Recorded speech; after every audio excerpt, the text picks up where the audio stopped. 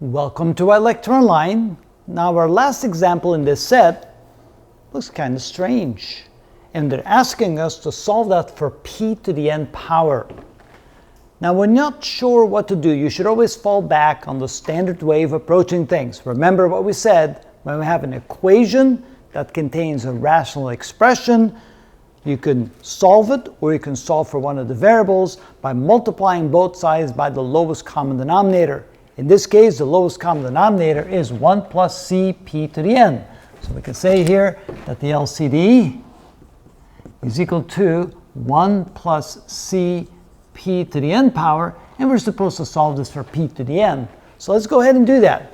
We multiply the left side and the right side by 1 plus c p to the n, 1 plus c p to the n, like this.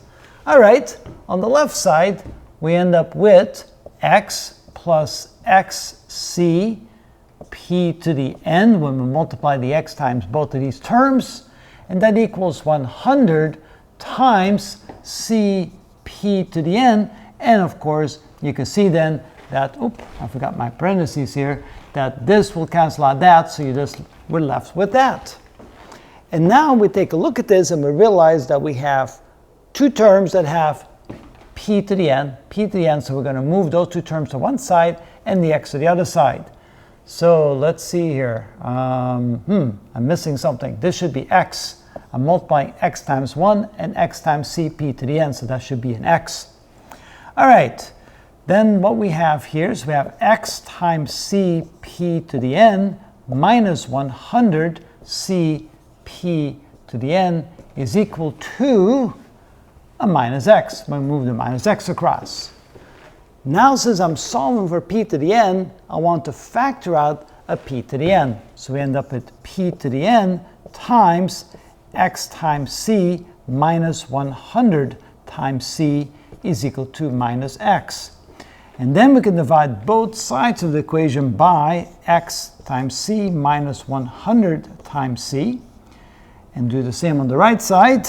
So we have x times c minus 100 times c, like this. That these two cancel out, and we're left with p to the n is equal to minus x divided by x times c minus 100 times c. And then we can do two things. We can multiply both the numerator and the denominator by -1 to get rid of this negative, and we can factor out a c out of the denominator. So let's go ahead and do that.